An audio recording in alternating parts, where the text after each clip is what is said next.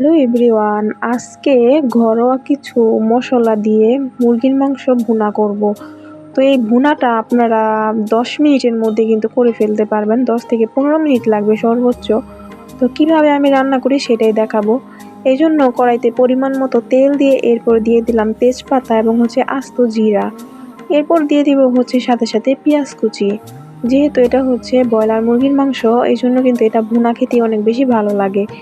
তো বেশি পরিমাণে পেঁয়াজ কুচি দিয়েছি। এরপর সাথে সাথে দিয়ে দিলাম পরিমাণ মতো লবণ। লবণটা দিয়ে হালকা একটু পেঁয়াজটা সফট হয়ে গেলে এরপর আমি বাকি মশলাগুলো অ্যাড করব। তো পেঁয়াজটা আগে একটু নেড়ে চেড়ে দিচ্ছিলাম। এরপর দিয়ে দিলাম আমি একটার মতো টমেটো। টমেটোটা দিলে কিন্তু খেতে ভালো লাগে, আর টমেটোটা দিলে সুন্দর একটা কালারও আসে। টমেটো দেওয়ার পর এরপর আমি বেটে রাখা মশলা দিয়ে দিব, যেখানে ছিল আদা বাটা, রসুন বাটা, কাঁচামরিচ বাটা একসাথে বেটে রেখেছিলাম। তো বাটা মশলা দিয়ে এখন ভালো করে মশলাটাকে কষিয়ে নিব কিছুক্ষণ সময় নিয়ে। তো মশলাটাকে আগে নেড়ে চেড়ে দিচ্ছি আমি। আর ওই পাশে কিন্তু আমি মাংসটাও ভালো করে ধুয়ে পরিষ্কার করে নিয়েছিলাম।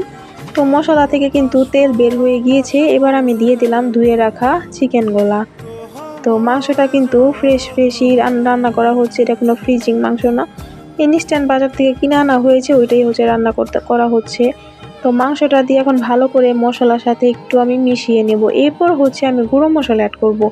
তো আগে একটু নেড়ে চেড়ে দিয়ে নিই, আর ভালো করে মশলার সাথে একটু মিশিয়ে নিই। এখন আমি দিয়ে দিব গুঁড়ো মশলা। প্রথমেই দিলাম পরিমাণ মতো হলুদের গুঁড়া এবং দিব পরিমাণ মতো শুকনো মরিচের গুঁড়া। এরপর দিব পরিমাণ মতো ধনিয়া গুঁড়া। তো আগে এই মশলাটা দেওয়ার পর একটু নেড়ে চেড়ে দিচ্ছি, নিচ দিয়ে আবার একটু লেগে যাচ্ছিল, যার জন্য এই দুইটা মশলা দিয়ে ভালো মতো আগে নেড়ে চেড়ে দিয়ে নিই। তো নাড়াচাড়া হয়ে গেলে এরপর আমি দিয়ে দিব ধনিয়া গুঁড়া। আর ধনিয়া গুঁড়োটা দেওয়ার চেষ্টা করবেন, ভালোই লাগে খেতে, অনেক সময় আবার অনেকে দেয় না।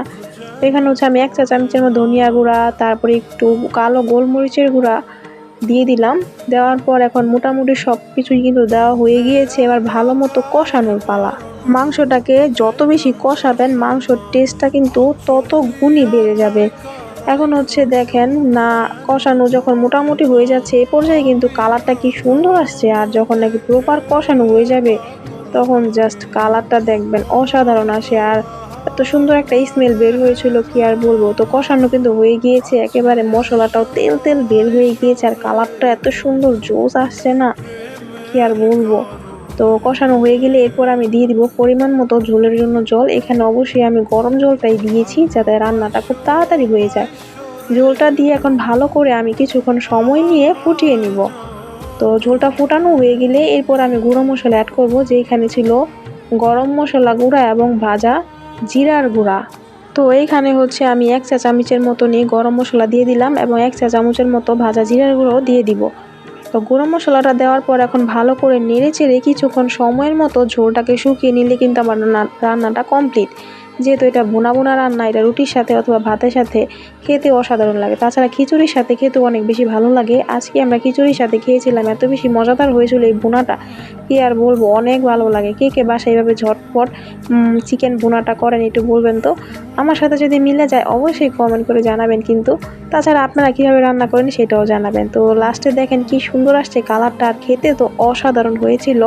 তো আপনাদের কাছে আমার এই রেসিপিটা কেমন লাগলো সেটা একটু কমেন্ট করে জানাতে কিন্তু ভুলবেন না। সো আজকের জন্য এই পর্যন্তই ছিল। যদি ভালো লেগে থাকে অবশ্যই লাইক, কমেন্ট, শেয়ার করে পাশে থাকবেন। Thanks for watching this video. Tata.